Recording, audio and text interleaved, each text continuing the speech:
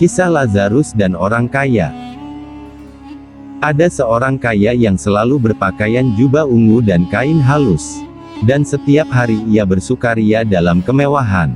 Di dalam kehidupannya, terlihat seolah-olah tidak memiliki kekurangan apapun, serta semua keinginannya dapat dilakukannya. Dan ada seorang pengemis bernama Lazarus. Badannya penuh dengan borok berbaring dekat pintu rumah orang kaya itu. Lazarus ingin menghilangkan laparnya dengan apa yang jatuh dari meja orang kaya itu. Malahan anjing-anjing datang dan menjilat boroknya. Suatu kehidupan yang sangat kontras antara orang kaya yang tidak perlu bekerja karena memiliki berlimpah harta, sehingga setiap hari hidup dengan pesta pora.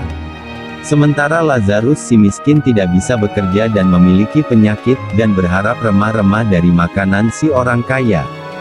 Kemudian matilah orang miskin itu, lalu dibawa oleh malaikat-malaikat ke pangkuan Abraham.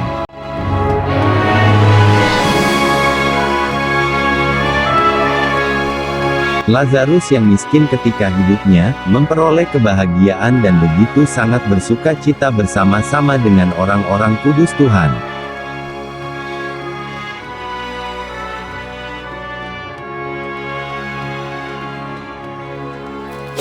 Orang kaya itu juga mati, lalu dikubur. Dan kemudian memperoleh penderitaan yang sangat besar di alam maut. Dan sementara ia menderita sengsara di alam maut, ia memandang ke atas. Dan dari jauh dilihatnya Abraham, dan Lazarus duduk di pangkuannya. Lalu ia berseru, katanya, "Bapa Abraham, kasihanilah aku. Suruhlah Lazarus, supaya ia mencelupkan ujung jarinya ke dalam air dan menyejukkan lidahku, sebab aku sangat kesakitan dalam nyala api ini."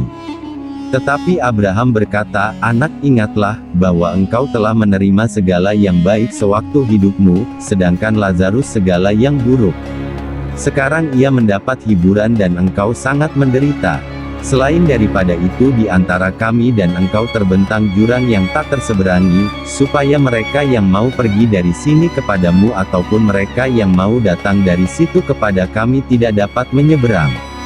Kata orang itu, "Kalau demikian aku minta kepadamu, Bapa, supaya engkau menyuruh dia ke rumah ayahku, sebab masih ada 5 orang saudaraku, supaya ia memperingati mereka dengan sungguh-sungguh, agar mereka jangan masuk kelak ke dalam tempat penderitaan ini."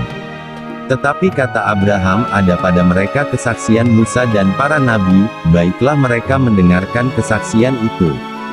Jawab orang itu, "Tidak, Bapa Abraham, tetapi jika ada seorang yang datang dari antara orang mati kepada mereka, mereka akan bertobat."